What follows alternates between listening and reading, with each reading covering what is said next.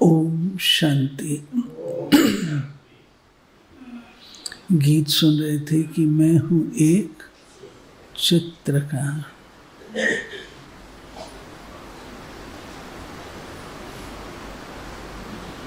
चित्रकार किसका चित्र खींचता है? चित्रकार को काम मिला है अपना चित्र खींचने का।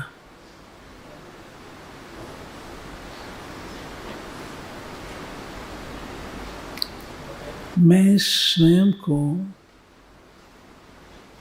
कैसा बनाना चाहती हूँ,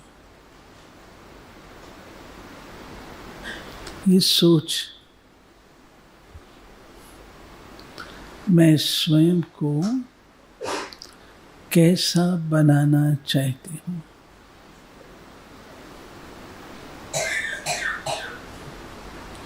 क्या कभी किसी ने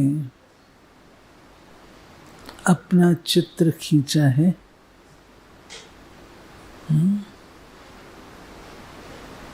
किसी ने अपना चित्र खींचा है हमारी क्लास में कोई जिसने अपना चित्र स्वयं खींचा हो कि मैं स्वयं को कैसा बनाना चाहती हूँ? एक भी नहीं।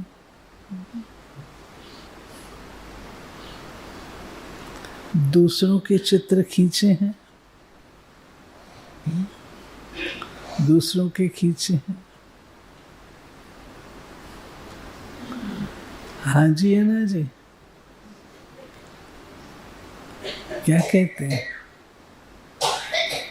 दूसरों के चित्र हम खींच सकते हैं। वो चित्र खींचना आता है, अपना चित्र खींचना, अपना चित्र बनाना नहीं आता। मैं स्वयं को कैसा बनाना चाहती हूँ?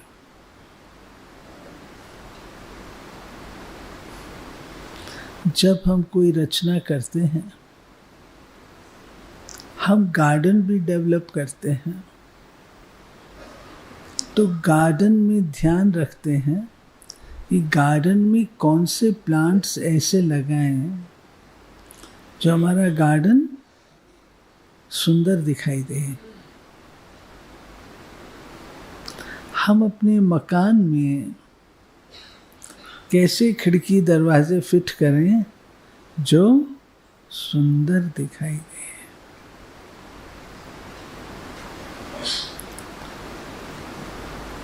घर में मूर्ति भी चुन करके लेके आते हैं। तो मैं मूर्ति जो स्वयं घर में रहती हूँ, मेरी मूर्ति कैसी हो?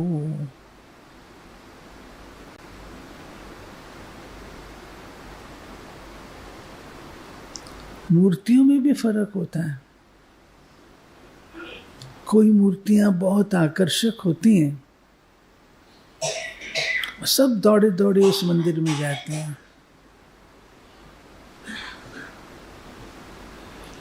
हमारे दिल्ली में पांडव भवन के पास में झंडे वाला, उसकी मूर्ति छोटी सी है, बड़ी नहीं है, बहुत छोटी है, आकर्षक बहुत है, बहुत आकर्षक। और इतना मेला लगता है, इतना रश होता है। जब हम लोग प्रदर्शनी करते थे वहां, तो 24/7 प्रदर्शनी बंद नहीं होती थी। हमारे ग्रुप चेंज होते थे गाइड्स के, प्रदर्शनी बंद नहीं होती थी। ऐसा मूर्ति तो मैं अपनी मूर्त कैसी बनाना चाहती हूँ? मैं चित्रकार हूँ, मैं मूर्तिकार हूँ। मैंने अपनी मूर्ति कैसे बनानी है? ठीक है। दूसरा बाबा आज कह रहे हैं कि मैं आकर के तुमको ज्ञान का तीसरा नेत्र देता हूं, और ये ज्ञान का जो नेत्र है ये तुम्हारी आंखें खोलता है। सारे कल्प में तुम क्या पार्ट बजाते हो स्पष्ट करता है। जो ज्ञान मैं देता हूं उस ज्ञान को परखता है। और फिर बाबा कहते हैं बहुत विशेषताएं अपने ज्ञान की, नई बातें भी हैं। हर लेसन में आपको नई बात मिलेगी। आत्मा का लेसन ले लीजिए, परमात्मा का लेसन ले लीजिए। आत्मा के लेसन में क्या है? छोटी सी बिंदी, उसमें 84 जन्मों का पाठ है। एक का पाठ ना मिले दूसरे से। 84 जन्म लेती है, पुनर्जन्म लेती है, पशु पक्षी नहीं बनती है। कितनी सारी बातें आत्मा के विषय में। फिर परमात्मा का ले लीजिए, ज्ञान की क्या नई नई पॉइंट्स हैं उसके अंदर। शिव बाबा के कर्तव्य ले लीजिए, उसमें भी नवीनता है। आत्मा परमात्मा नहीं बनती है, ये भी एक नवीनता है। लोग तो ये समझते हैं आत्मा जाके परमात्मा बन जाती है। तो बाबा हम बच्चों को आज स्पष्ट कर रहे हैं कि बच्चे ज्ञान के ये पॉइंट्स वही एक्सप्लेन कर सकता है जो ज्ञान का मनन चिंतन करता हो और निर्भय हो, शेरनी शक्ति हो, तब ज्ञान की पॉइंट्स एक्सप्लेन कर सकते हैं। नहीं तो क्या कहते हैं, ये मैं नहीं कर सकती, ये लेसन मेरे को नहीं। ये तो कोई बात ही ना हुई ना। ज्ञान गंगा माना क्या? सब बातें एक्सप्लेन, भगवान ने जो ज्ञान दिया उसको हम एक्सप्लेन तो कर सकें। ज्ञान गंगा उसको कहते हैं, सिलेक्टिव नहीं, निष्काम निष्पक्ष ये सब। अरे तो दुनिया बोलती है, दुनिया ने बोला इन कुछ शब्दों में, आपने बोला दूसरे शब्दों में। उसमें क्या है? ज्ञान की सॉलिड पॉइंट्स वो एक्सप्लेन किया। आजकल तो भाषण भी हमारे दूसरे होते हैं ना। शुरू में भाषण इन चीज़ों पे नहीं होते। शुरू में भाषण यही होते थे, परमात्मा सर्वव्यापी नहीं है, मनुष्य आत्मा 84 लाख योनियां नहीं लेती है। शुरू के हमारे भाषण के टॉपिक्स ये होते थे। तो बाबा ने आज यही कहा है, शेरनी शक्तियाँ ही ज्ञान को एक्सप्लेन कर सकती है। सुनो बाबा के आज के महावाक्य। मीठे बच्चे, बाप आए हैं तुम्हें ज्ञान का तीसरा नेत्र देने, जिससे तुम सृष्टि के आदि मध्य अंत को जानते हो। प्रश्न है, शेरनी शक्तियां ही कौन सी बात हिम्मत के साथ समझा सकती हैं? दूसरे धर्म वालों को ये बात समझाना है कि बाप कहते हैं तुम अपने को आत्मा समझो, परमात्मा नहीं। आत्मा समझकर बाप को याद करो तो विकर्म विनाश होंगे और तुम मुक्ति धाम में चले जाएंगे। परमात्मा समझने से तुम्हारे विकर्म विनाश नहीं हो सकते। यह बात बहुत हिम्मत से शेरनी शक्तियां ही समझा सकती हैं। समझाने का भी अभ्यास चाहिए। बाबा शुरू में दादियों को कैसे अभ्यास कराते थे? दोनों ज्ञानी तो आत्मा, उसमें एक को बाबा भूला भाई बना देते थे। तुमको भूला भाई होकर के प्रश्न उत्तर करने हैं, और दूसरी को कहते थे आपको समझाना है। गीत बजा है आज, नैनहीन को राह दिखाओ प्रभु।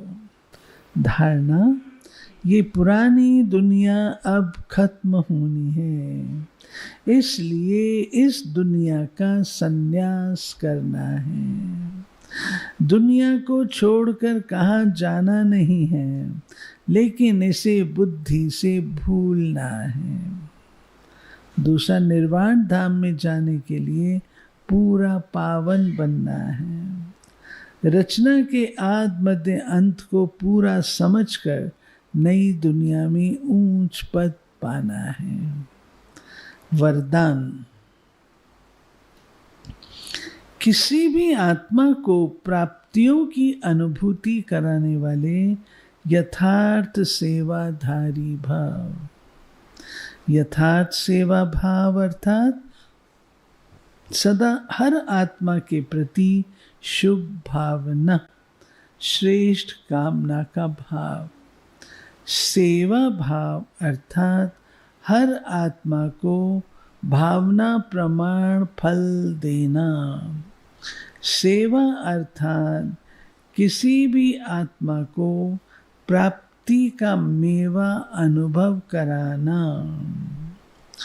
ऐसी सेवा में तपस्या साथ साथ है। जहाँ यथार्थ सेवा भाव है, वहाँ तपस्या का भाव अलग नहीं। जिस सेवा में त्याग तपस्या नहीं, वो है नामधारी सेवा। इसलिए त्याग, तपस्या और सेवा के कंबाइंड रूप द्वारा सच्चे यथार्थ सेवाधारी बनो। सेवा में त्याग, तपस्या सब है, ठीक है। स्लोगन, नम्रता और धैर्यता का गुण धारण करो तो क्रोध अग्नि भी शांत हो जाएगी। अव्यक्त इशारे, अभी निर्भय ज्वालामुखी बन प्रकृति और आत्माओं के अंदर जो तमोगुण है उसे भस्म करो। तपस्या अर्थात ज्वाला स्वरूप याद। इस याद द्वारा ही माया व प्रकृति का विकराल रूप शीतल हो जाएगा। आपका तीसरा नेत्र, ज्वालामुखी नेत्र, माया को शक्तिहीन कर देगा। ये थी मीठे बाबा की आज की मुरलियाँ।